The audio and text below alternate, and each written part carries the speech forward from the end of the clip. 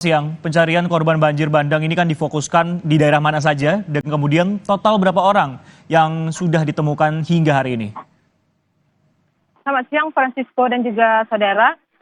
Pencarian korban banjir lahar hujan saat ini di Kabupaten Agam difokuskan di Jorong Galuang, Kecamatan Sungai Pua, Kabupaten Agam, Sumatera Barat. Selain tim SAR gabungan, pencarian dibantu juga dengan anjing pelacak dari Polda Sumatera Barat. Sedangkan untuk jumlah korban yang dinyatakan hilang dan masih dalam pencarian berjumlah 1 orang, dan korban yang sudah ditemukan dalam kondisi meninggal dunia hingga saat ini berjumlah sebanyak 23 orang, Francisco.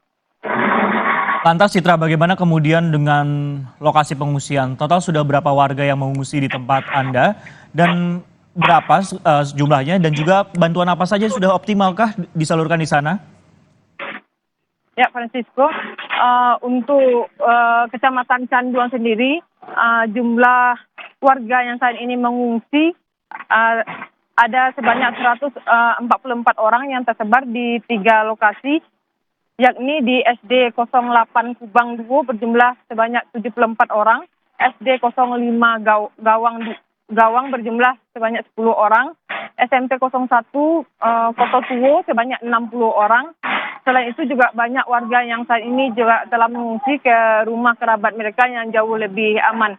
Sedangkan untuk bantuan sudah banyak berdatangan ke posko-posko pengungsian. Namun masih ada sejumlah kebutuhan warga seperti jerigen air, peralatan listrik, serta kebutuhan harian seperti sendal, sepatu bot, serta pakaian ganti masih diharapkan untuk warga di pengungsian saat ini, Francisco. Baik, untuk pakaian, kemudian sendal, air dan listrik ini masih belum cukup terpenuhi di sana.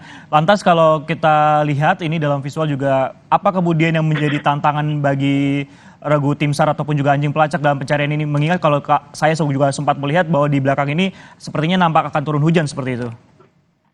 Ya, Francisco, betul sekali. Memang kondisi cuaca di Kabupaten Agam ini memang tidak bisa diprediksi karena pagi tadi cuaca mungkin cukup cerah, namun pada menjelang siang maka cuaca dapat berubah dan berkemungkinan akan turun hujan hingga sore nanti dan malam hari.